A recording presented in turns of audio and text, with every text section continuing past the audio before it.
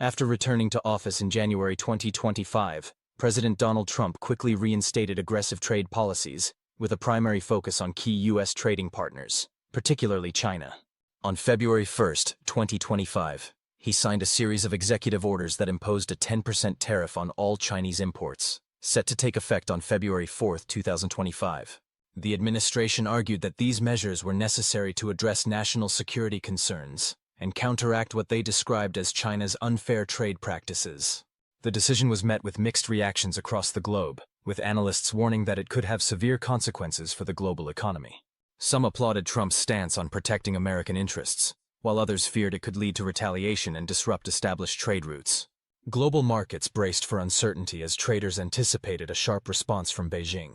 In response, China announced on February 10, 2025, that it would impose retaliatory tariffs of 15% on U.S. coal and liquefied natural gas, in addition to a 10% tariff on oil and agricultural machinery. Furthermore, China initiated an antitrust investigation into Google and imposed export controls on certain essential metals, including tungsten, exacerbating the tension between the two economic giants. This series of retaliatory measures underscored China's resolve to protect its economic interests and maintain its leverage in the ongoing trade war. On February 27, 2025, President Trump responded with another escalation, announcing that the 10% tariff on Chinese imports would be doubled to 20%, effective March 4, 2025. These actions reignited fears of an all-out trade war between the world's two largest economies, drawing strong parallels to the tumultuous U.S.-China trade disputes that unfolded during Trump's first term in office. The global financial community watched nervously as the two economic powers exchanged increasingly hostile measures. In retaliation, Beijing unveiled new duties ranging from 10% to 15% on critical U.S. agricultural products, covering approximately $21 billion worth of trade. China targeted essential U.S. farm goods, but also strategically selected commodities with viable alternative sources. For instance, while niche products like chicken feet may still be imported from the U.S., major agricultural staples such as soybeans, pork, and grains are now subject to higher tariffs. Specifically, 15% tariffs are set for key products like chicken, wheat, corn, and cotton, while a 10% duty will apply to items including sorghum, soybeans, pork, beef, aquatic products, fruits, vegetables, and dairy products. These tariffs are scheduled to take effect on March 10, 2025, with exemptions for goods already in transit until April 12. The ripple effects of these new measures are expected to hit American farmers hard, especially in rural regions heavily dependent on Chinese demand. In addition to imposing tariff hikes, China took further action by suspending import licenses for 3 major U.S. soybean exporters. This was based on claims of contaminants, such as ergot and seed coating agents, in shipments of American soybeans. By restricting access to Chinese markets, China has placed additional pressure on U.S. farmers who are already struggling with the impact of the tariffs.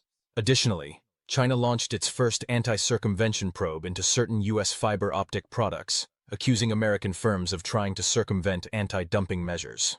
Export and investment restrictions were expanded to include 25 U.S. companies, many of which operate in sensitive defense technology sectors.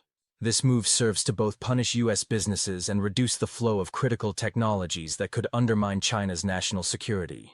In a bold countermeasure, China is actively working to diversify its import sources to systematically reduce its dependence on the United States. As trade tensions escalate and U.S. policies become increasingly erratic and hostile, Beijing is intensifying its efforts to build deeper economic relationships with Canada, Europe, South America, and BRICS nations. These steps are designed to ensure long-term stability in China's supply chains for vital commodities and raw materials, while simultaneously creating an economic shield to withstand the volatility of U.S. trade policies. This accelerated diversification has significant implications for the global economic order.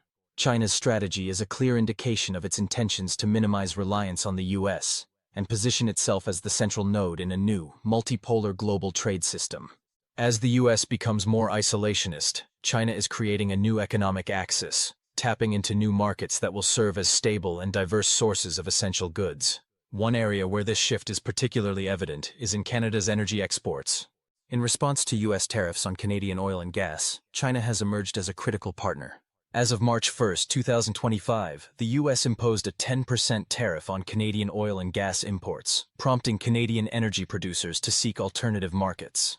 Efforts are underway to enhance export infrastructure and strengthen ties with China, positioning it as a key player in Canada's energy future. The completion of the Trans Mountain Pipeline Expansion, TMX, in May 2024 was a pivotal moment in this new energy relationship.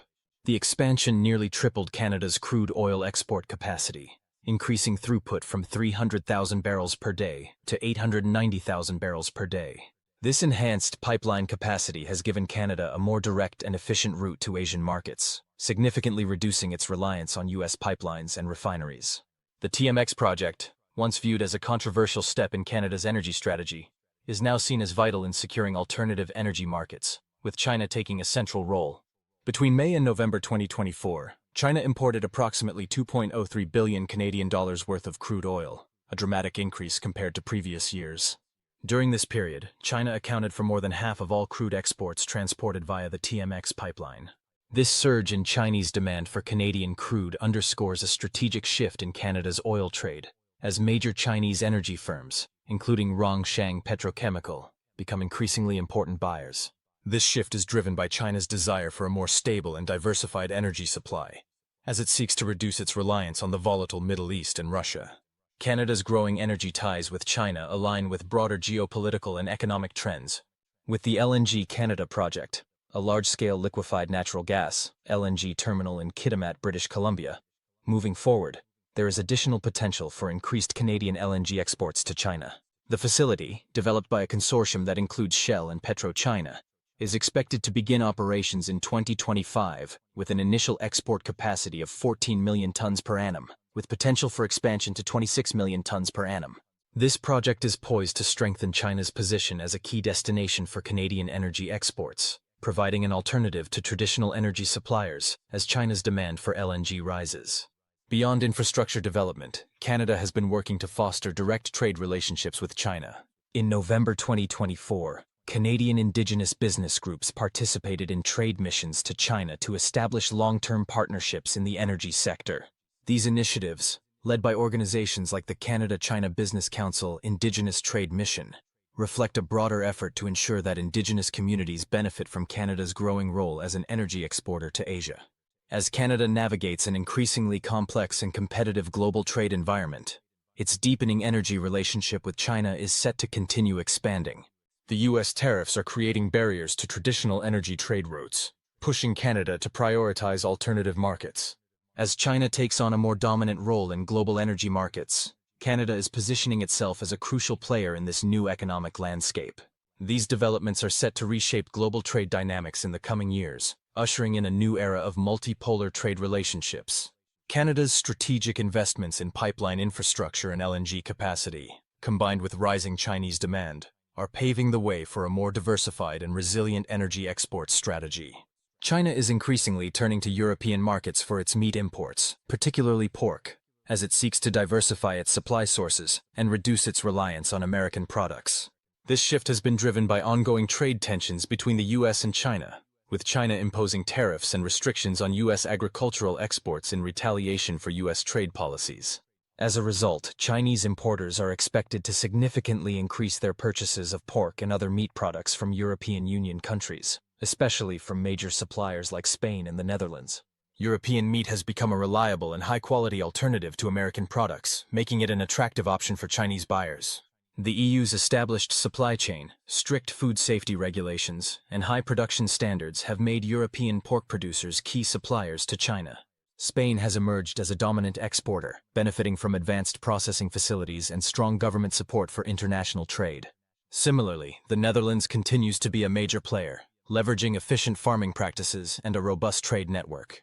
In addition to pork, China is also expanding its imports of other European meat products like beef and poultry, aligning with its broader strategy of securing diversified food sources. This trend fits with China's long-term goal of reducing risks associated with trade disputes and ensuring food security through a wider range of suppliers. The increasing demand for European meat has led to investments in production and processing facilities across Europe, with exporters working to strengthen their foothold in China's market. As U.S.-China trade policies remain uncertain, European meat producers are poised to become preferred suppliers to China. This shift underscores a global realignment of trade flows and highlights the growing role of the EU in meeting China's rising demand for high-quality meat. If you're enjoying the video, please hit the like button. It helps us reach a broader audience, and sharing your thoughts in the comments makes a huge impact. Thank you for watching. China has been actively diversifying its import sources to reduce its reliance on the United States, which it increasingly sees as an unreliable trading partner due to tariffs, supply chain disruptions, and geopolitical tensions. In response to these growing trade frictions, especially after the U.S. imposed new tariffs on Chinese goods, China has strengthened ties with South America and BRICS nations. South America has become a key supplier of agricultural and mineral resources to China. In 2023, trade between China and Latin America reached $489 billion, with Chinese imports from the region totaling $243 billion, a 4.9% increase from the previous year. Commodities like soybeans, crude oil, and copper make up 70% of goods shipped from Latin America. Brazil, Chile, Peru, and Venezuela have become critical trade partners for China, with their raw materials in high demand. China's trade with Brazil, its largest partner in South America, has been especially significant, with bilateral trade reaching $165.7 billion in 2022, an 8.1% year-over-year increase. China has significantly increased its soybean imports from Brazil, which now supplies over 60% of China's soybean needs. This shift began after the U.S.-China trade war in 2018, which forced China to seek new suppliers. By 2023, Brazilian soybeans accounted for more than 60% of China's total imports. Beyond agriculture, China has increased energy imports from non-U.S. sources. In 2024, China's crude oil imports from Russia reached 108.5 million metric tons, marking a 1% increase from the previous year, making Russia China's top energy supplier. Similarly, China is increasing its liquefied natural gas imports from countries like Qatar, Australia, and Canada, further reducing its reliance on U.S. energy supplies. China's relations with BRICS nations have also grown stronger as part of its broader economic diversification strategy. In the first quarter of 2024, trade between China and BRICS countries reached 1.49 trillion yuan, an 11.3% increase year-over-year. This diversification strategy is also reflected in China's shift away from the U.S. for agricultural imports. Since the U.S.-China trade tensions began, China has imposed tariffs on U.S. agricultural products like soybeans, beef, pork, wheat, and corn. As a result, U.S. agricultural exports to China have steadily declined, and China has increased imports from countries like Brazil and Argentina. In 2024, Brazilian soybeans made up a significantly larger share of China's imports, reducing the U.S. market's influence. In response to U.S. tariff hikes, which have raised duties on goods from China to 20% and introduced 25% tariffs on imports from Canada and Mexico, China has targeted these disruptions with retaliatory measures. These actions reflect a broader effort to limit U.S. market influence on China's food supply, while strengthening trade ties with alternative partners. As China diversifies its supply sources, the U.S. agricultural sector is facing significant challenges. U.S. farmers, particularly those in industries like soybean farming, pork production, and dairy, are feeling the effects of these trade shifts, which could lead to long-term revenue declines. Despite these challenges, China remains the largest market for U.S. agricultural exports, accounting for about $29.25 billion in 2024. However, China's tariffs on U.S. farm goods and its growing reliance on new suppliers place U.S. agricultural exporters in a difficult position. If this trend continues, U.S. exporters may have to pivot to other markets like Southeast Asia, Africa, and India to make up for lost revenue.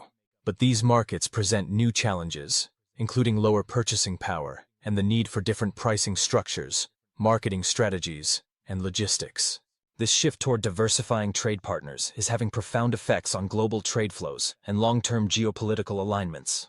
If the current trajectory continues, American agricultural exporters may need to reassess their strategies in order to remain competitive on the international stage. Thank you for watching.